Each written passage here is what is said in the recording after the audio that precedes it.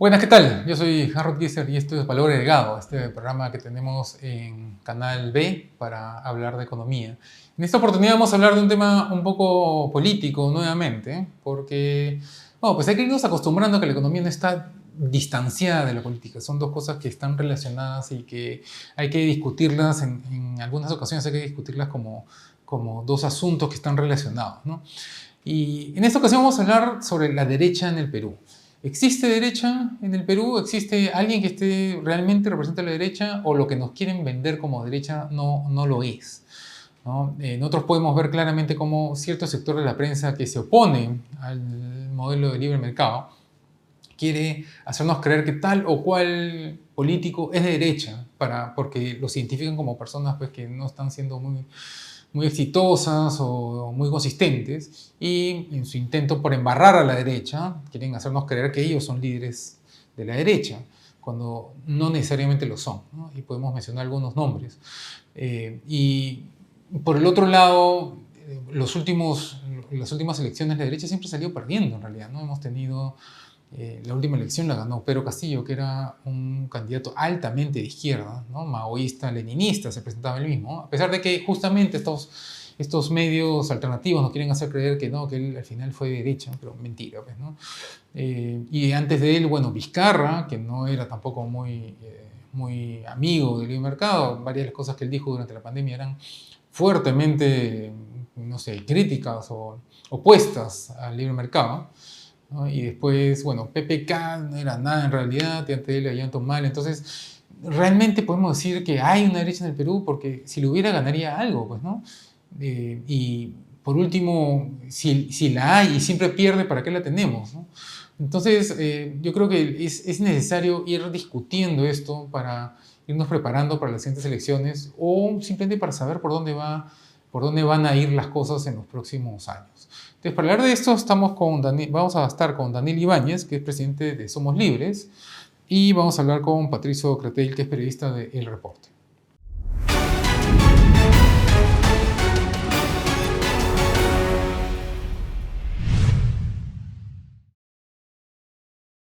Entonces, para hablar de eso, estamos acá con Daniel Ibáñez, presidente de Somos Perú. No, Somos Libres, Somos perdón. Libres. Y Patricio Cretel, que es periodista del Reporte.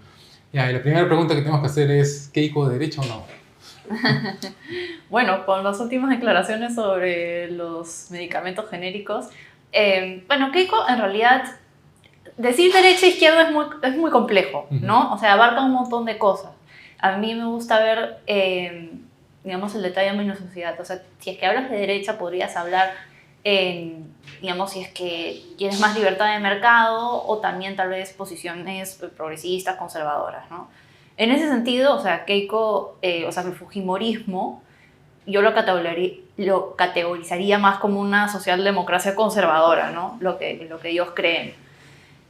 Están dentro del espectro de la derecha, pero más hacia una centro-derecha, digamos, porque no son completamente liberales en lo económico. Ellos son los primeros en defender la economía social de mercado, que no es liberalismo 100%, ¿no? Por más que ha sido un modelo que hasta el momento, bueno, especialmente en los últimos 20 años, brindó muchísimo, digamos, no es derecha, digamos, si es que lo queremos ver en un espectro. ¿Pero es relativamente derecha? Yo diría que sí. Sí, ¿no? Sí, es imposible decir que el fujimorismo es de izquierda, ¿no? Los principales interesados en preservar la Constitución, que es una Constitución más inclinada hacia la derecha, es el fujimorismo, ¿no? Y Keiko, digamos, tiene unas posiciones de libre mercado, pero otras más intervencionistas, ¿no? No es del todo, digamos, liberal, por así decirlo. Porque se puede hacer nada también, ¿no? Sí. O sea, una justificación para decir que tal es de derecha es porque no es de izquierda, pero uno puede ser no de derecha y tampoco de izquierda, ¿no es cierto? Claro, incluso hay que recordar que el fujimorismo llega por la izquierda, ¿no? O sea, Alberto gana las elecciones porque era la opción que la izquierda está de alguna forma apoyando para que no salga Vargas Llosa. Y hasta cierto punto, o sea, sí coincido con Dani con lo que dice, pero también creo que es una amalgama de muchas cosas. O sea, hoy en día puede apoyar la libre empresa, la libertad de mercado, pero mañana, si es que el tablero se le pone distinto, puede ser completamente socialista, ¿no? O sea, yo no creo que tenga una doctrina real de derecha. O sea, Incluso tú ves a la gente que tiene, es a veces media variada. El fujimorismo sí es de derecha, lo que ha hecho es de derecha, pero tampoco considero que haya una doctrina o una idea real de lo que es la derecha. Yo creo que es más un pragmatismo de qué cosas funcionan y qué cosas no funcionan, ¿no? Que mismo Fujimori decía, ¿no? Cuando era presidente, con Carlos Bolaño de ministro, y decía, nosotros no somos nada, o sea, somos pragmáticos, era la frase que usaba Carlos Bolaño, no me pregunten filosofía, era la frase que él usaba. Pero se puede ser derecha, o sea, ¿es verdad que se puede ser derecha en lo económico pero no en lo social? ¿O eso es un mito acá que han creado en el Perú para no fijar posiciones con respecto a algunos temas? Bueno, yo creo que depende de la posición de cada uno, ¿no? Creo que, en primer lugar, la mayoría de las personas no sabe dónde se ubica, ¿no? En el Perú, dice. En el Perú. O sea, hay una encuesta del 2020-2021 que dice que 50% no sabe qué es ni derecha ni izquierda, y de ese otro 50%, el 25% decide no tomar posición, ¿no? Eso es una encuesta de hace 3 años. La mayoría de la gente no sabe en qué momento está posicionada, ni si es conservadora o progresista. Ahora, dentro de lo que es la derecha, y bueno, dentro de lo que es en realidad el Perú en general, hay mucho más conservadores de lo que hay progresistas. O sea, el fenómeno progresista es un fenómeno urbano, especialmente limeño, con muy pocas personas representadas en más que nada lo que son las opciones de centro-izquierda, como Verónica Mendoza y el Partido Morado, y bueno, ahora sus 300 decisiones, ¿no? Entonces, lo que es muy fuerte en el Perú es el conservadurismo, ¿no? El 80% del Perú tendrá posiciones conservadoras. No necesariamente las personas lo ven como... Bueno, veamos la marcha, digamos, más exitosa que ha tenido el Perú en los últimos años ha sido la marcha de "Con mis hijos no te metas", ¿no? Ahí hay un montón de gente politizada por ese lado. Entonces, diría que en el espectro de la derecha, aquellos que toman posición económica, la verdad, son inclusive menos de los que serían los que toman posición en lo que son los aspectos sociales, ¿no? Claro. Pero, y aparte, porque con mis hijos no te metas era algo bien concreto, ¿no? Bien específico. Tenía que ver con una decisión en especial, ¿no? Pero, ¿qué otros temas hay dando vueltas que pueda agrupar tanta gente? Es que eso es justamente el tema. Hay tantas cosas que generan rechazo hoy en día que no generan movilización. Hace 2 semanas se ha aprobado la bicameralidad con un Senado, con un Congreso con creo que menos de 10% de aprobación, con la mayoría de la población estando en contra de que haya más, digamos, más Congreso, porque todo el mundo, si es que algo se rechaza, es el Congreso, y nadie ha salido a marchar, ni una sola persona. Entonces, hay muchas cosas que generan insatisfacción en la política y muy poca gente está movilizándose, digamos, por cualquier otra causa, ¿no? Ahí pueden haber varias teorías, ¿no? Yo creo que a partir de lo que vimos el año pasado, creo que muchas personas ya no optan por salir a marchar porque creen de que tal vez salir a marchar no va a generar ningún tipo de cambio, ¿no? O sea, vimos, puede haber un efecto desmovilizador en el sentido de salgo a marchar pero en realidad nada va a cambiar, ¿no?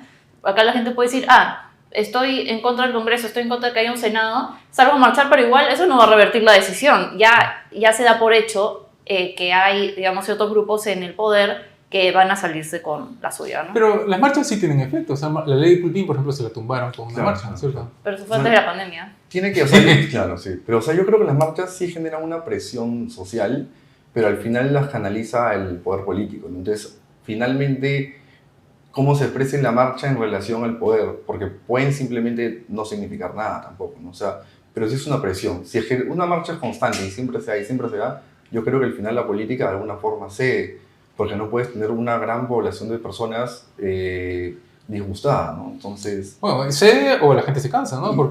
Y también depende de qué cosas piden, ¿no? Porque cuando son cosas muy puntuales es mucho más fácil hacerlo. Pero si piden cosas abstractas o cosas realmente que tienen que cambiar todo un tema, por ejemplo, el cambio de constitución, ¿no? Entonces creo que son cosas ya demasiado grandes que en realidad no creo que realmente lleguen a tener el efecto. Porque en mis épocas, o sea, en el gobierno de Toledo, en mis épocas, las marchas eran con un planillón de peticiones de 100, 200 puntos, que iban desde aumentar el salario mínimo hasta otra constitución, ¿no? Y ahora pasamos por un periodo en el cual las marchas eran específicas, por ejemplo, la ley Pulpín, ¿no? No sé, ¿qué otro ejemplo puede haber así parecido? Y de ahí, o sea, ¿qué pasó que dices que fue antes de la pandemia? ¿La gente se hastió de ya mucha marcha? O... Bueno, creo que el cambio de la pandemia, ¿qué pasa? O sea, por ejemplo, esto de la ley Pulpín. Pero Como, Álvaro por Huerta a mí ejemplo, me dijo que marcha nomás no pasa nada con la pandemia, que no había ninguna relación con la pandemia. pero lo que pasa es que, digamos, si es que tenemos un grupo que podría movilizarse, que podría estar más politizado hoy, Ujú. las encuestas te dicen, por ejemplo, el interés en la política es mayor entre los jóvenes, entre 18 a 24 años. ¿Y qué pasó con la pandemia? Se fue a la virtualidad, ¿no? Un montón de universidades dejaron de, o sea, de personas en las universidades, estudiantes en las universidades, dejaron de organizarse a ese nivel, digamos, para salir a marchar. Y eso lo vimos en la toma de Lima, o sea, en la San Marcos casi ni pudieron aglutinar personas para la salida de la toma de Lima, ya en las otras sucesivas.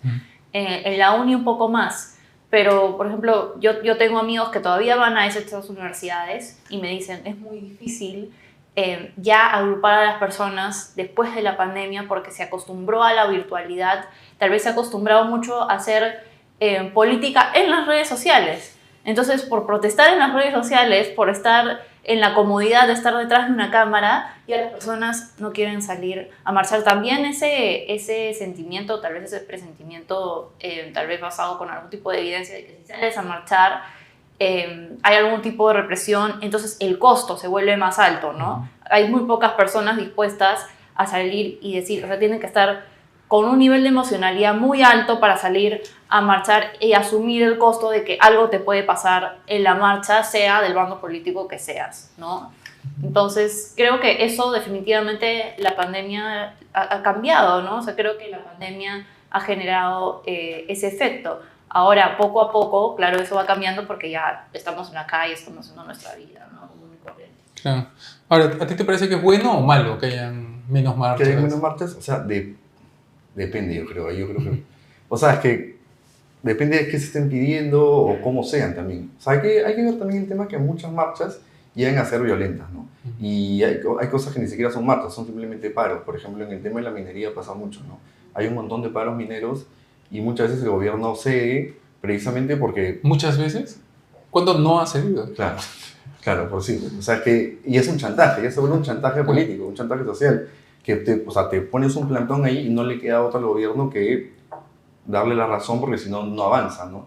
Entonces hay que tener cuidado con las marchas, ¿no? O sea, sí creo que está bien alzar tu voz, salir a reclamar algo que es injusto, pero hay que saber cómo y en qué momento, ¿no? Y también algo que es cierto, si es que se marcha por todo, llega a perder valor, ¿no? O sea, es un tema económico de escasez, ¿no? Entonces, si para todo se marcha, la marcha misma como figura política carece de sentido.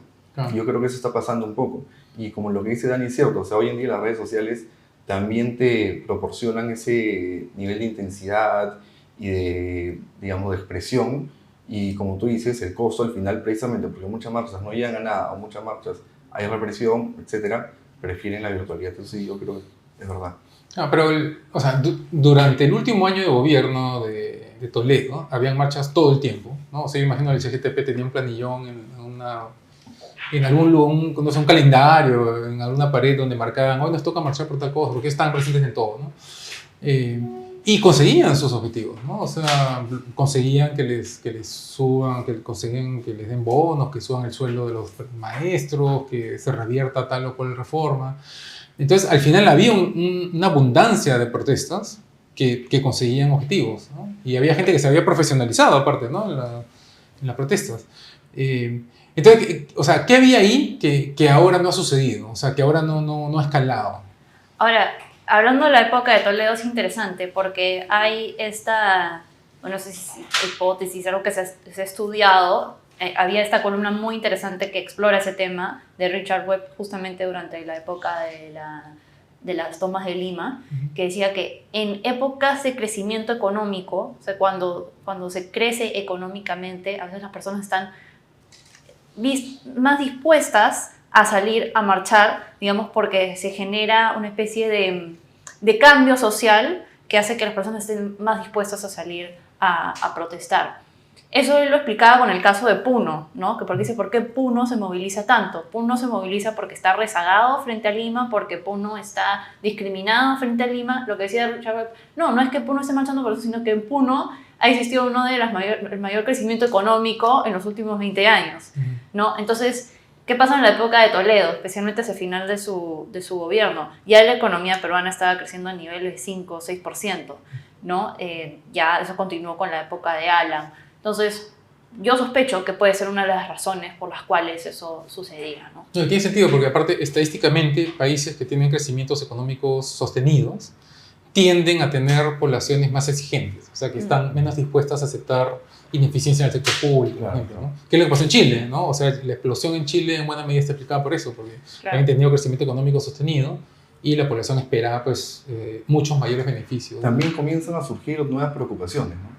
Porque ya una vez que la economía se levanta o está en auge, digamos, lo prioritario, la comida, la vivienda, etcétera, ya está un poco saneado y comienzan a surgir nuevas preocupaciones que de repente han de ser a una pequeña clase, de un pequeño grupo, pero ahora se ha expandido, ¿no? Y eso yo creo que eso yo creo que pasó en Chile, ¿no? En Chile realmente también hubo un tema ideológico de la educación, o sea, es imposible pues, que un país como Chile haya tenido una revuelta como la que tuvo, pero yo creo que era una sociedad en la cual ya se veía y se sentía muy europea, entonces ya quería ese tipo de vida, ya estado de bienestar y cosas así, entonces surgen nuevas preocupaciones subjetivas finalmente, pero que se manifiestan también socialmente, ¿no? Y otra cosa interesante es que al final el gobierno de Dina Boluarte, o sea, el gobierno actual, está cediendo a todas las protestas, ¿no? Ha cedido en Machu Picchu, ha cedido a los controladores de Corpac. Entonces, eso, digamos, la lógica sugeriría que es un incentivo a que hayan más protestas y más tomas y más bloqueos, pero no está sucediendo, ¿no? O sea, desde entonces ahora no ha habido nada nuevo. Claro, bueno, son diferentes tipos de protestas, ¿no? Lo mencionas sobre lo de Machu Picchu y sobre lo de Corpac, son pequeños grupos de interés, inclusive extorsionadores, ¿no? Que, digamos, ponen al gobierno en una posición que también el gobierno, bueno, PCM, ya sabemos el pésimo trabajo que hace con el tema de la conflictividad social, no tienen las herramientas para poder enfrentar a estos grupos extorsionadores, grupos de interés. Entonces, el gobierno no tiene otra posición, pero tener que retroceder, ¿no? En el caso de Corpac también se trata de un grupo bastante empoderado, ¿no? Ahora en el Comercio, el día domingo salió una columna de un abogado del estudio de Bullard, y Escurra me parece, que hablaba, ¿no? Acerca de los grandes sueldos que tienen los controladores aéreos de Corpac. O sea, y que son que alguien que en la empresa privada soñaría tener esos sueldos, ¿no? Alguien con esos sueldos, y también el sindicato de Corpac es bastante poderoso, ¿no? Ya, entonces, un gobierno que cede a todo eso, ¿podemos decir que es de derecha? O sea, ¿Dina es una gobernante de derecha? No, yo no diría que Dina... O sea, Dina personalmente no es de derecha. Oh, Dina ni cuenta se ha dado primer por lugar, presidenta, creo, ¿no?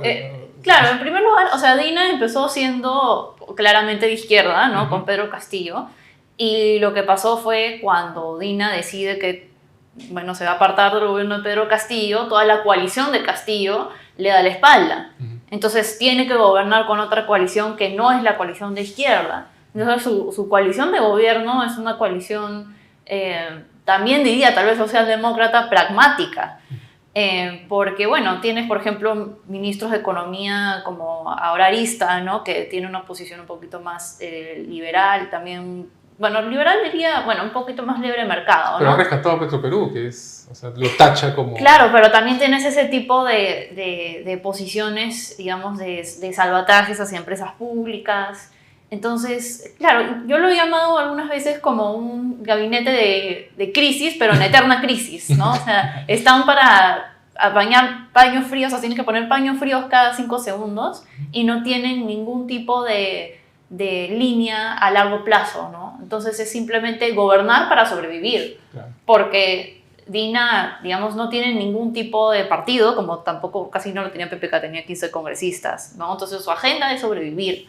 Su agenda no es necesariamente una agenda ideológica de país, ¿no? Y también creo que ellos sienten que la empresa privada es un aliado al cual tienen que que darles buenas luces, ¿no? Por eso también siempre hablan de inversión, de proyectos de APP. Pero hablan más porque no hacen... Claro, hablan, no pero nada. después hacen otras cosas que digamos, que no se condice con eso, ¿no? Como el tema de el año pasado, ¿no? Que se le dio estos lotes a dedo a Petroperú, cuando se pudo muy bien haberle dado a la empresa privada, ¿no? Entre otras cosas como ceder entre los extorsionadores, digamos, esto de Patás, por ejemplo, que fue totalmente no terrible.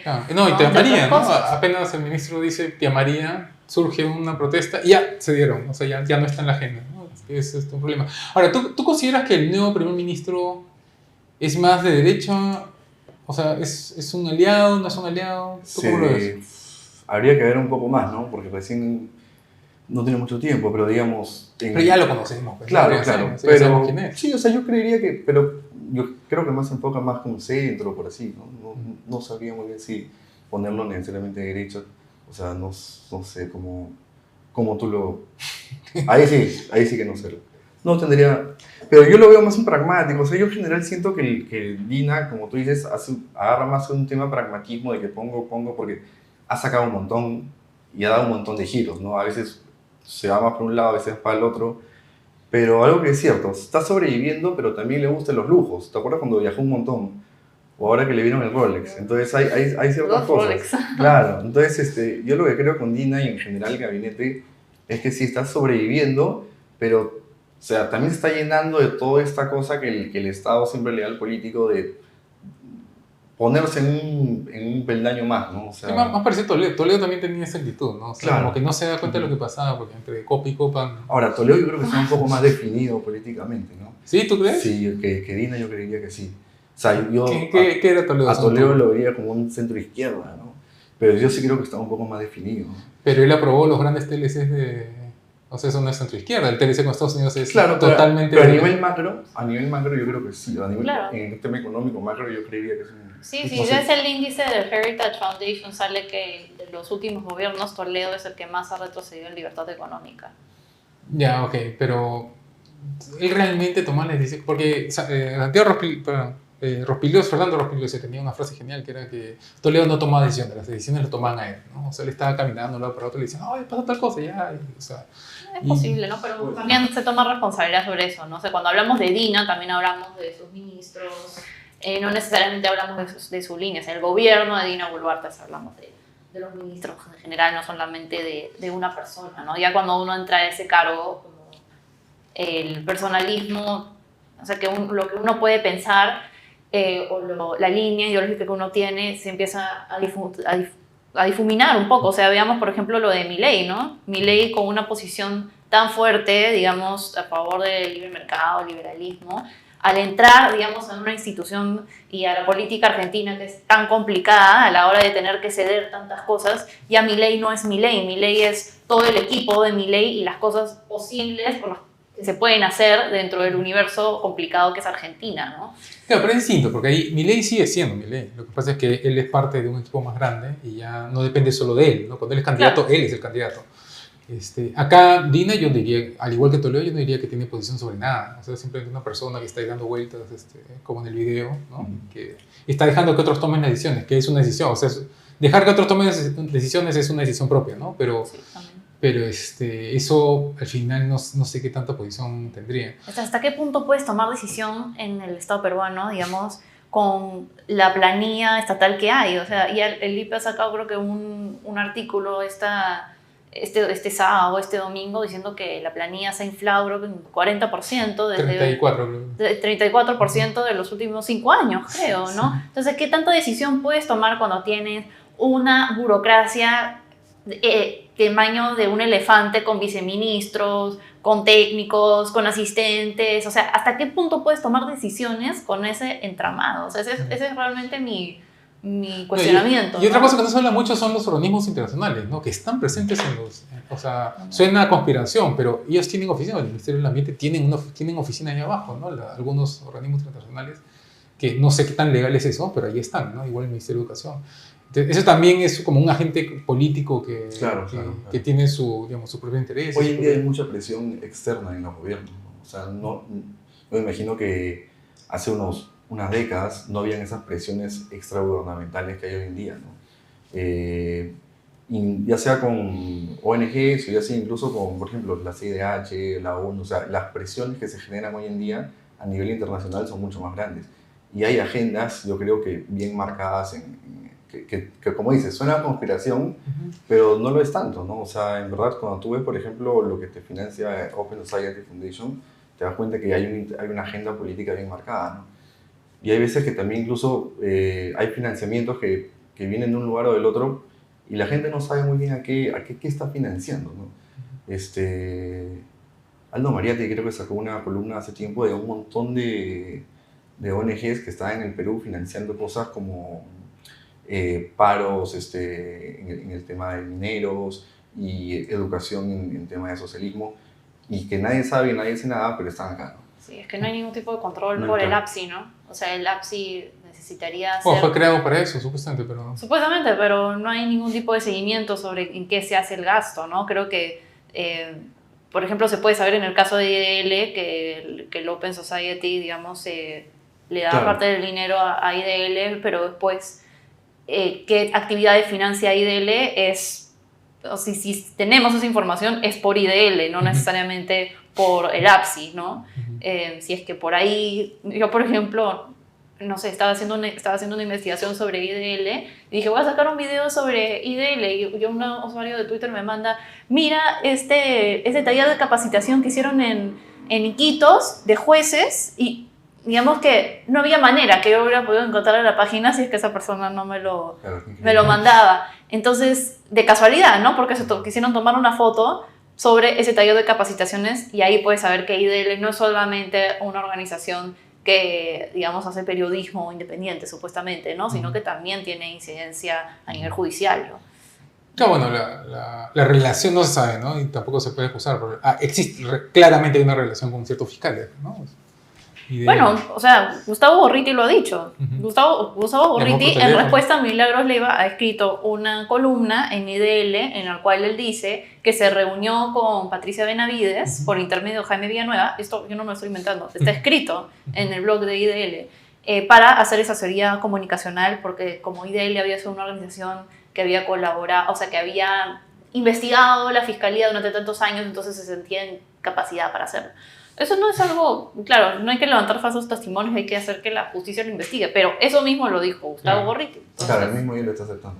Él mismo lo está aceptando, sí. Ya, y ahora el Congreso, porque al Congreso también se le tira la manopla que es de derecha, ¿no? Pero ¿es derecha realmente el Congreso? ¿Es algo, por último? Es algo, claro, que es muy difícil decir que el Congreso como tal sea de derecha. O sea, yo creo que... algo también que pasa con el disgusto que hay en el Congreso es que cuando tú haces una encuesta y les preguntas si es que están a favor o en contra de lo que hace el Congreso, hay tantas bancadas que al final, por una cuestión lógica, la mayoría te puede decir realmente que esté en contra o tiene un disgusto. Porque claro, yo te puedo decir el disgusto que yo tengo con la perspectiva más de izquierda, pero el otro con la perspectiva más derecha, y otro con los que... O sea, entonces al final el Congreso es lo que generalmente en un gobierno es lo que más se delegitima, ¿no? Y yo no sabría decirte realmente si es de derecha o de izquierda. Yo creo que también está un poco, en general todo el gobierno, todos sus poderes están un poco como que sin una línea clara, ¿no? No, porque típicamente en todo el mundo los congresos siempre tienen una baja aprobación. Claro, eso no es... los congresos son impopulares generalmente. Pero hace 5 años el Congreso peruano tenía 40% de aprobación. O sea, esto es algo que ha ido en picada hacia abajo, ¿no? Con el actual, dices. Pero es que No, siempre... o sea, sistemáticamente, o sea, ya en el 2020, el Congreso extraordinario, ¿no? Bueno, un gran factor de influencia para bajar la aprobación del Congreso ha sido Vizcarra, ¿no? Claro. Vizcarra, el populismo que hizo en contra del Congreso fue algo que destrozó al Congreso. Y eso que tampoco yo diría para defender al Congreso muchísimo, ¿no? Si es que me preguntas a mí, creo que el Congreso es de derecha. Como dice Patricio, o sea, hay 13 bancadas distintas o más. Lo que sí es cierto es que las bancadas de derecha se han mantenido más cohesionadas que las bancadas de izquierda. Como suele ser el caso, ¿no es cierto? Bueno, no lo sé, la verdad. O sea, se tendría que hacer un estudio sobre eso, ¿no? Pero la bancada de Perú Libre se ha dividido en 3. Estos eran la mayoría, eran 40 congresistas. La bancada que más que es más disciplinada a la hora de votar es Fuerza Popular, y eso lo hemos medido, ¿no? En Centro Wiña, que lo pueden ver en el Twitter. La bancada cuyos congresistas votan de manera más cohesionada es Fuerza Popular. Y es porque no es el APRA, ¿no? El APRA siempre fue también pero el APRA, particularmente cohesionado. Claro, el APRA, bueno, creo que la última bancada que tuvieron eran 5 personas, Sí. ¿no? Entonces, Que es más que los morados, dicho sea. Era más que los morados. Sí, pero en realidad esa bancada morada no era una bancada morada, porque Susel Paredes no era del Partido Morado, fue una incorporación porque ella tenía su propio partido, fue una especie de alianza, ¿no? Flor Pablo era una ministra de Vizcarra y Eduard Málaga era una figura invitada, ¿no? Entonces, ninguno de ellos eran true believers morados. La gente suele decir eso, ¿no? No, que eso no es una verdadera bancada morada. Pero, ¿qué es lo morado? O sea, lo morado es eso mismo también. O sea, si evaluamos el partido morado es eso mismo. O sea, son grupitos que se juntan. Es un concurrido de varias cosas, ¿no? Sí. Claro, todos con buenas intenciones, pues, en fin, ¿no? Pero bueno, ya, la cuestión es que el fujimorismo al final termina siendo el más cohesionado, ¿no es cierto? Sí, también Alianza para el Progreso, ¿no? O sea, de Acuña. O sea, de los últimos 3 presidentes del Congreso, o 4, porque si contamos a Lady Camones, o sea, Alianza para el Progreso ha sido quien siempre ha podido estar ahí en la mesa directiva, ahora con Alejandro Soto, antes con Lady Camones. Yo creo que Alianza para el Progreso es una de las bancadas con más poder, o sea, sí, Fuerza Popular y Alianza para el Progreso. ¿Y en qué reside su poder? Porque, o sea, no tienen tanta presencia en medios, o sea... Bueno, yo creo que justamente porque si es que haces una diagramación sobre cómo votan las bancadas del Congreso, Alianza para el Progreso siempre se encuentra en el centro, ¿no? O sea, si es que haces justamente como lo que hablábamos, ¿no? Definición de derecha, izquierda, intervencionismo en lo económico, o sea, nivel de intervencionismo a liberalismo y nivel de progresismo, conservadurismo, Alianza para el Progreso se cuenta dentro de las bancadas del Congreso al medio, ¿no? Entonces, como se le podría llamar una bancada bisagra, ¿no? En votaciones críticas, siempre, digamos, el votante medio, o sea, el votante medio del Congreso va a ser un congresista de Alianza para el Progreso. Entonces necesitas ese voto para poder llegar a votaciones claves, como lo que se hablaba con la Junta Nacional de Justicia, por ejemplo, ¿no? Que decían que si es que se caga a los miembros de la Junta Nacional de Justicia, era por decisión de César Acuña, ¿no? O sea, que era Alianza para el Progreso. Claro, que define la votación, digamos. Claro. Sí. Pero al final eso funciona porque César Acuña los tiene bajo control, ¿no es cierto? Bueno, o sea, que como que tú no crees que realmente hay una línea... No, o sea, que es un partido que juega al ritmo de César Acuña. Claro, sí, obvio, definitivamente, pero... Que aún quiere ser presidente. Pero aún así es o sea, igual así como dice Dani, es un poder que se instala, ¿no? Porque al tener ese como dices que me ha sacado bien los datos, o sea, no los tenía tan presentes, pero claro, que siempre es el que te decía al final una de estas votaciones, es un poder fuertísimo, ¿no? Sean muy poquitos o no, o sea, al final te está decidiendo una cosa importante, ¿no? Y claro, Acuña, sí, pues su proyección es, supongo, ser presidente, ¿no? Pero también, ahora, se ha asociado bastante bien con Dina últimamente, ¿no? Eso también como que está... Justamente por eso. O sea, claro, Dina necesita el Congreso para gobernar. Claro. Entonces, si no tiene Acuña, si no tiene Alianza para el Progreso, simplemente su gobierno se va para abajo. Yo creo que... Claro, pero necesita a APP y necesita el fujimorismo también. También, sí. Pero el fujimorismo, claro, ya lo tiene por defecto, ¿no? Por haber sacado a Pedro Castillo. Ya, y bueno, y las elecciones que vienen, bueno, habrán elecciones, ¿no? Para empezar, ¿creemos que van a haber elecciones? Sí. Pero sí, yo también creo que sí. Bueno, cuando Pedro Castillo era presidente, era una pregunta válida. Claro, sí. Pero bueno, ya, el 2026, ¿qué perspectiva? Porque la otra vez vi una presentación de Tafur que había dicho, sí, vamos a analizar las opciones de derecha, izquierda y centro, y que había 500.000 fotos en su presentación que al final no aportaba nada de análisis, ¿no? Porque la cosa es tan incierta y tantas caras. Claro, sí. Es que en realidad yo no creo, o sea, hoy por hoy, el que puede ser Santauro. O sea, si es que se pone así, ¿qué hay? Pero ustedes no creen que Antauro tenga mucha posibilidad, ¿no es cierto? En Wiñac siempre... Yo creo que hay que tener más cuidado de lo que realmente se cree. No es tan payaso como la gente cree y sí está teniendo cierta popularidad. Sí, es peligroso. Yo sí creo que es peligroso eso. Y la derecha no tiene realmente ningún candidato hasta ahora y se habla, por ejemplo, de uno que otro, pero luego un tiempo ya no. incluso Álvarez, el cómico, parece, Carlos Álvarez, perdón. O sea, entonces, pero no hay realmente una figura que tú dijeras de derecha, y porque con la alcaldía y con lo que está haciendo, cada vez es menos candidateable, ¿no? Entonces... Bueno, ¿ustedes qué era lo que opinaban de Antauro ustedes?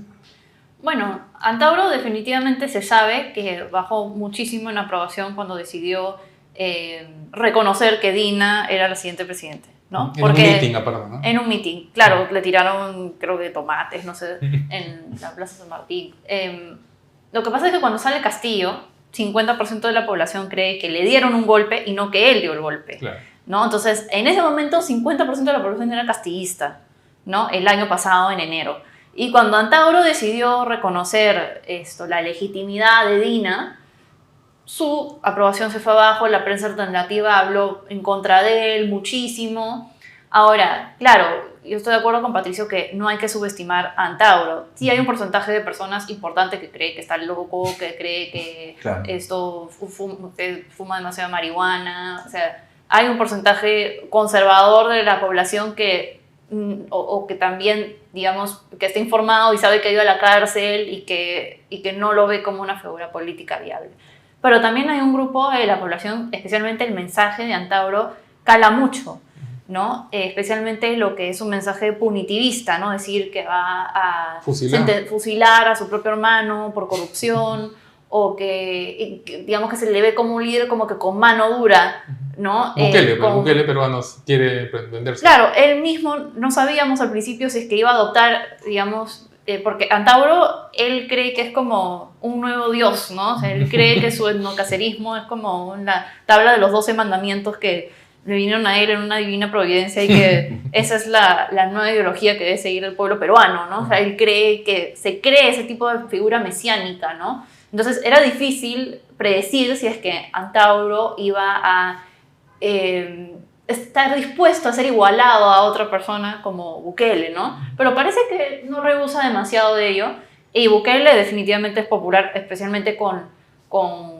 las creencias de los peruanos que quieren más punitivismo, y además últimamente Antauro está usando un discurso bien fuerte y xenofóbico.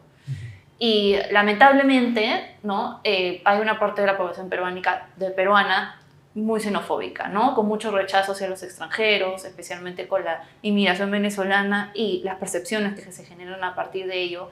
Y Antauro sabe que ese tipo de mensajes calan en la población, ¿no? Entonces, todavía creo que está por verse si es que ese bolsón de personas que piensa de esa manera va a optar por Antauro, si lo ve como una figura legítima dentro de esas creencias, o como no, ¿no? Ahora, es cierto que, digamos, Antauro no representa a toda la izquierda peruana, ¿no? Hay muchos en la izquierda peruana que lo rechazan, entonces yo diría que la izquierda estaría partida en 3 y en 4, al igual que la derecha, ¿no? Aunque por más de que se crea que pueden haber figuras nuevas en la derecha, yo creo que al final de cuentas vamos a ver algo diferente, ¿ah?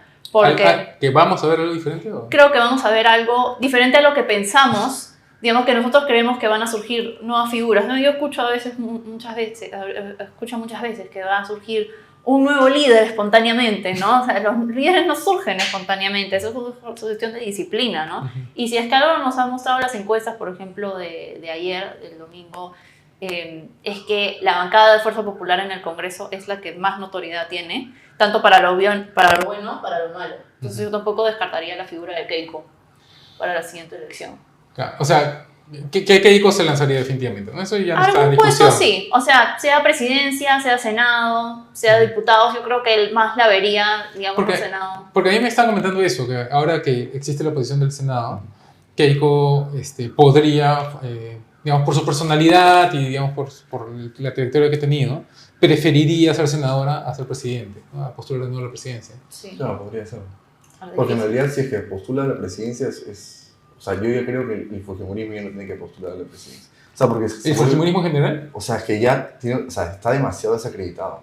Entonces, realmente, si es que esa es la fuerza de la derecha, mira, si Keiko perdió contra Pedro Castillo, ¿por qué no podría? O sea, perdió con Pero todos. perdió por 40.000 votos, que es nada. Está desacreditado dentro de un sector politizado de derecha, porque en realidad hay un sector, digamos, que es el voto duro del fujimorismo, claro, que para ellos no está desacreditado. Pero es un voto duro que se ha mantenido casi siempre, en realidad. no ha subido tanto o sea, Keiko, su carrera política, se ha mantenido, tiene un grueso de votantes que sí son fujimoristas o no fujimoristas, pero lo prefieren, pero no llega a subir más. O sea, yo realmente creo que uno de los grandes problemas de las últimas elecciones fue que hubo, primero que nada, o sea, Hernando de Soto, Rafael López Aliaga y Keiko, una división ahí de la derecha, pero surgió para combatir al comunismo la peor, porque yo creo que los otros dos sí le ganaban y habían proyecciones que te decían que sí. Pero, sí, pero ¿qué presidente hubiera sido Hernando de Soto? Eso yo no quiero ni imaginarme. No, claro, que sea bueno o malo es otra cosa, pero yo sí creo que hay la figura de Keiko está bien desacreditada y la del fujimonismo en menor medida, pero también lo está, ¿no? Entonces yo claro, creo que sería no me gustaría a mí ver a Keiko. Claro, Keiko definitivamente no es una buena candidata, pues, ¿no? Pero ese voto duro fujimorista con un candidato más joven tiene buenas posibilidades. No necesariamente se traslada así. O No, sea, pero los no. votos, digamos, dentro de la derecha, si es que se deja de presentar Keiko, no necesariamente se va a trasladar a una figura como López Aliaga o Hernando de Soto o alguien similar. No, pero dentro del fujimorismo hay 3 o 4 figuras un poco más jóvenes que han aparecido en el Congreso. Claro, a eso te refieres. Uh-huh. Claro, tendrían que ver si es que tienen lo suficiente fuerza como lo ha tenido Keiko, ¿no? Se tendría que ver, la verdad. En su momento, Acción Popular, que obviamente es algo completamente distinto, pero Acción Popular hizo una encuesta a la interna a ver si es que Johnny Lescano o Barnechea tenían más posibilidad de ganar en una elección general y por eso eligieron a Johnny Lescano. Entonces, tal vez el fujimorismo tendría que ser algo similar. La verdad, no sé si tienen ese tipo de estrategia ahorita como para hacerlo. Pocas personas resaltan tanto dentro del fujimorismo como Keiko. Y aquellas personas que resaltan, en realidad resaltan en las sombras por asesoría a Keiko. Podríamos pensar, no sé, pues figuras que resaltan en el Congreso, Patricia Juárez, ¿no? Que ahorita es presidenta de la Comisión de Constitución, Rosángela, que es muy joven, no puede postular a la presidencia. Y bueno, se decía que Nano era la persona, digamos, que más posibilidades tenía para ser elegida, digamos, como para presidenciable, pero lamentablemente ya no está con nosotros.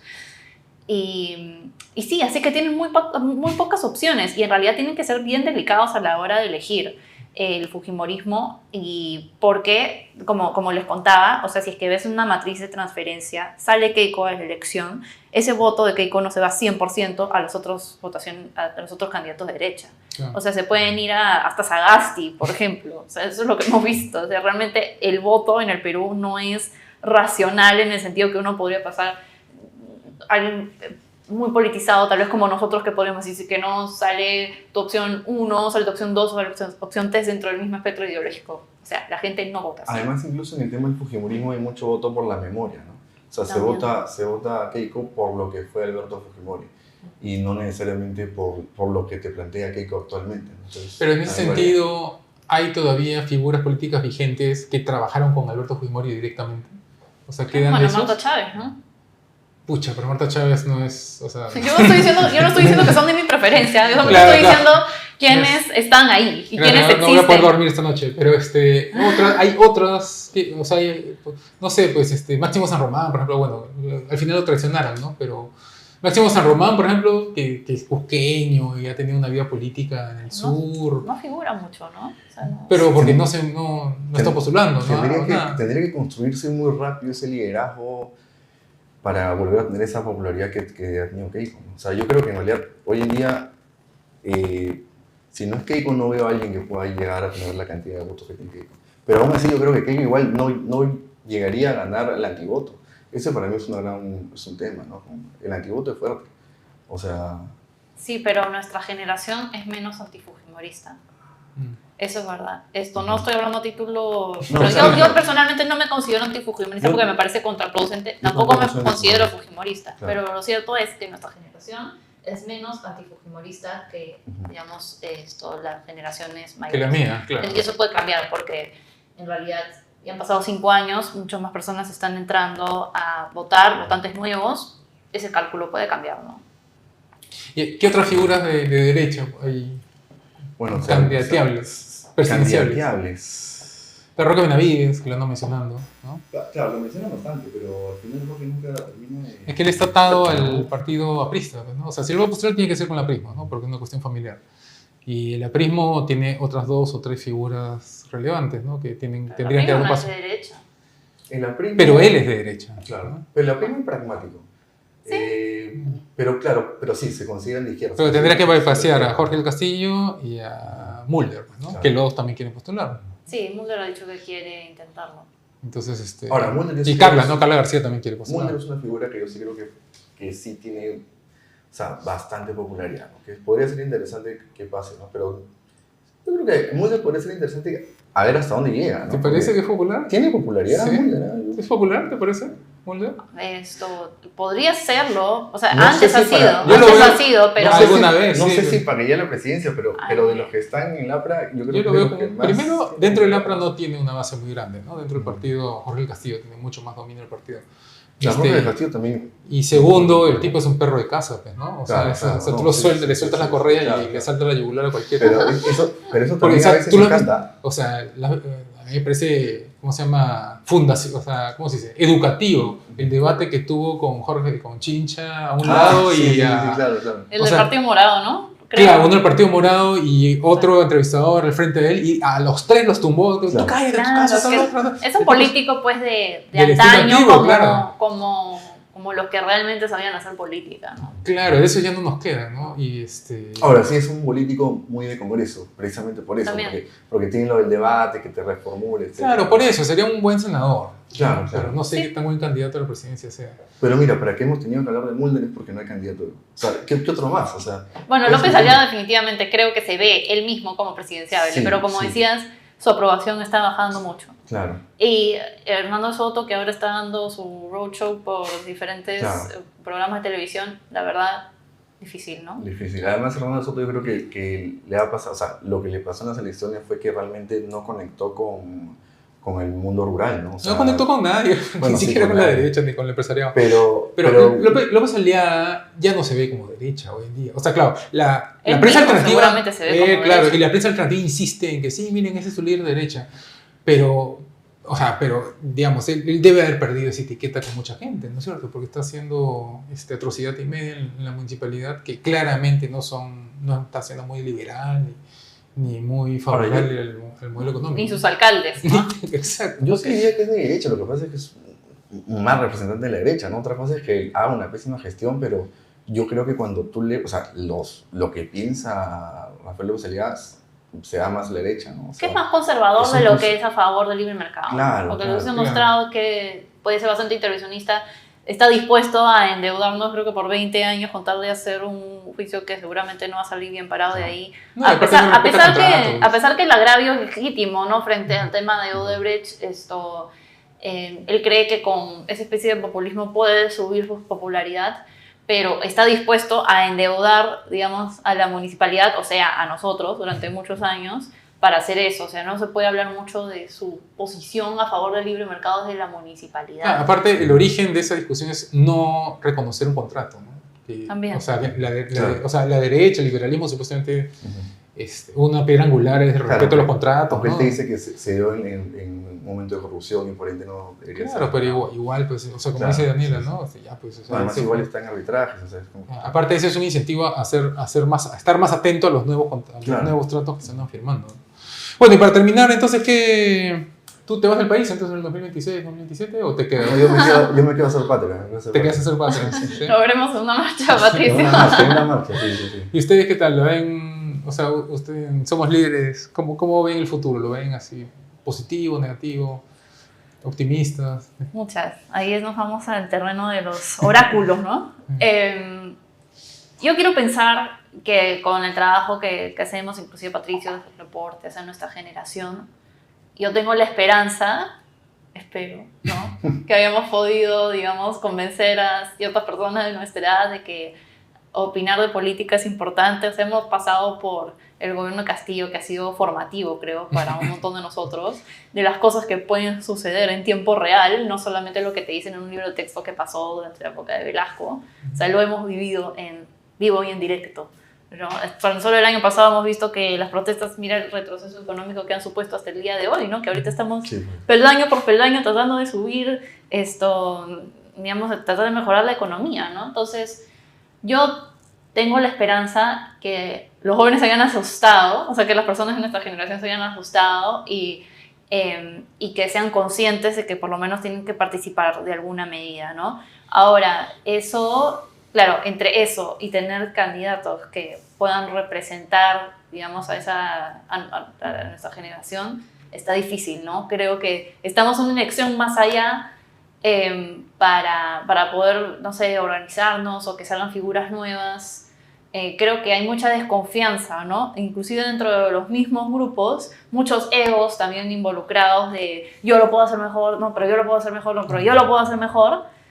Con el mismo discurso de siempre, en realidad. O sea, aburrido, como lo que escuchabas hace 6 o 7 años en RPP, que te levantabas a las 6 de la mañana y decía, sí, hoy día el Banco Central de Reserva ha dicho que la inflación está a 1,2% y que el crecimiento económico está a 6%. Como, y gente con el mismo discurso de siempre pensando que va a ganar la elección así. O sea, te digo, ahora que gente que ya está saliendo de decir que es candidatable con ese discurso, nadie lo va a comprar. O sea, la gente vota en base a sentimientos, vota en base a simpatías.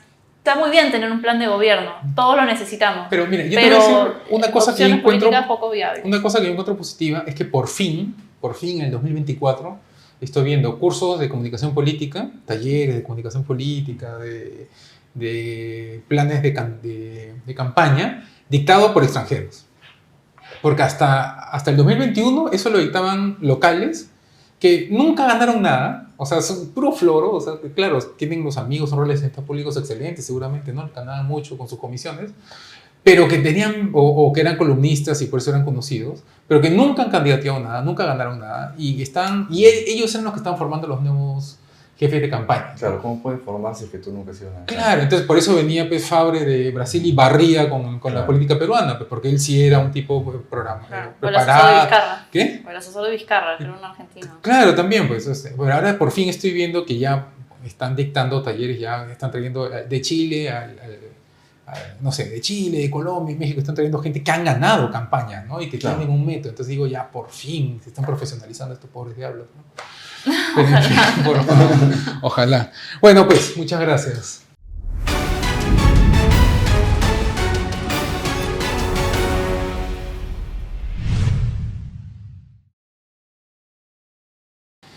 Bueno, muchas gracias por ver el programa esta vez. Si no les gustó algo de lo que hemos dicho o tienen alguna sugerencia, algún comentario, lo pueden dejar ahí en redes sociales. Acá abajito ya ustedes saben cómo funciona esto. Y si no, bueno, no se olviden de ver el programa la próxima semana para seguir hablando de economía.